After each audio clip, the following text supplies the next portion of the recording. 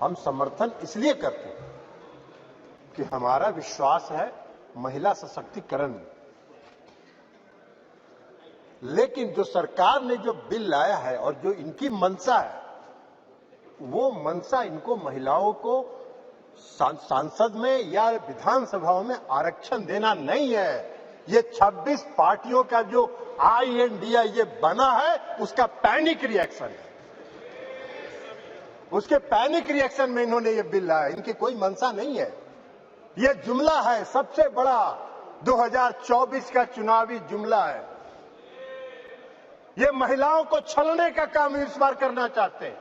2014 में इन्होंने इस देश के बेरोजगारों को छला, 2 करोड़ लोगों को रोजगार का वादा करके 2014 के में इन्होंने इस देश के गरीबों को छला, काला धन लाएंगे, सबके खाता में 15 लाख 20 लाख पहुंचाएंगे, छलने का काम किया।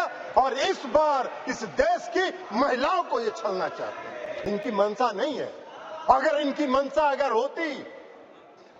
मंशा होती तो 2021 में इन्होंने जाति आधारित जनगणना प्रारंभ कराया होता। इसलिए कि इस देश की मांग है, इस देश की आवश्यकता है कि जाति आधारित जनगणना आप कराएं। और इस सदन में मांग होती रही, आप नहीं कराए, इसलिए कि आपको कराना नहीं। आप गरीबों को, अति पिछड़ों को प्रति न्याय करने में आपका विश्वास नहीं है, आपका भरोसा नहीं है, इसलिए आपने जनगणना नहीं कराया। और अगर आपने शुरू करा होता, अब तक तो जनगणना खत्म हो गया होता और आज लागू हो गया होता ये महिला आरक्षण बिल। आज इसकी जरूरत नहीं होती, लेकिन आपकी मंशा नहीं है।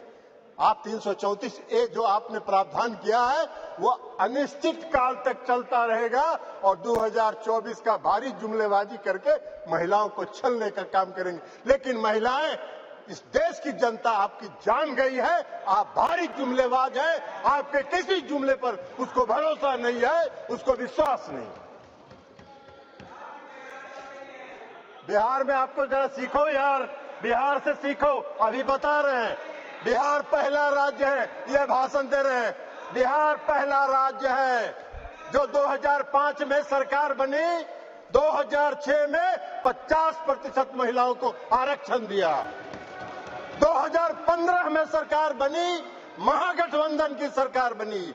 2016 में 35% राज्य सरकार की सारी सेवाओं में आरक्षण दिया महिलाओं को। 1 साल के अंदर आपकी तरह 4.5 साल इंतजार नहीं करते रहे। कल प्रधानमंत्री जी का सुन रहे थे, आंकड़ा की बात कर रहे थे। अरे आंकड़ा तो आपको 2019 से था, काहे नहीं किया आपने? जब बेंगलोर में, पटना में, बंबई में मीटिंग हुई तो आपकी घबराहट हो गई और उस घबराहट में आप लेके आए।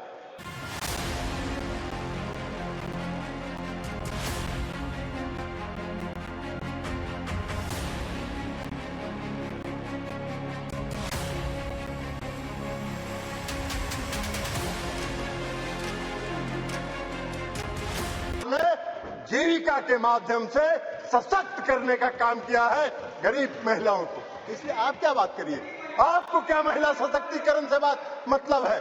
आपको कोई महिला सशक्तिकरण से मतलब नहीं है। इस सरकार को महिला सशक्तिकरण से कोई मतलब नहीं है। इस सरकार को अपनी कुर्सी से मतलब है और उस कुर्सी को बचाए रखने के लिए कोई भी जुमला ये कर सकते हैं, कोई भी जुमलेबाजी ये कर सकते हैं। इसलिए आप कह रहे हैं नारी, आप कह रहे हैं जातीय जनगणना।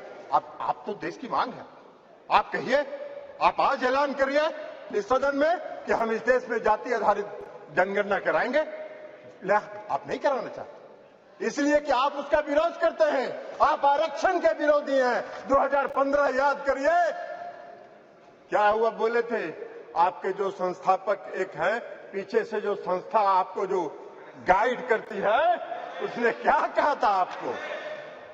आरएसएस, ये लोग बता रहे हैं आरएसएस, मोहन भागवत जी थे, उन्होंने क्या कहा कि आरक्षण पर पुनर्विचार होना चाहिए। अरे वाह भाई, बाहर सरकार आप चला रहे, आरक्षण पर पुनर्विचार होना चाहिए। आरक्षण कोई आपकी कृपा से है? आरक्षण आपकी कृपा से नहीं है, संविधान के प्रावधानों के अनुसार है।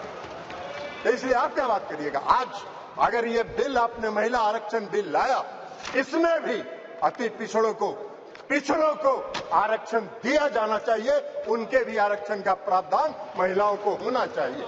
हम लोगों ने किया है, हम लोगों ने अति पिछड़ों को 20% का आरक्षण दिया है बिहार में, पंचायती राज व्यवस्था में, नगर निकाय में एकल पद पर दिया है, एकल पद पर आरक्षण दिया है।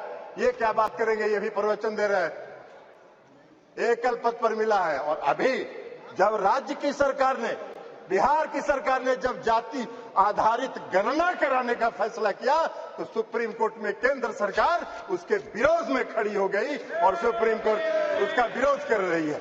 ये इनका चेहरा है, ये इनका चेहरा है। और ये बात करते हैं नारी शक्ति का जो नारी शक्ति बंधन की बात करते हैं।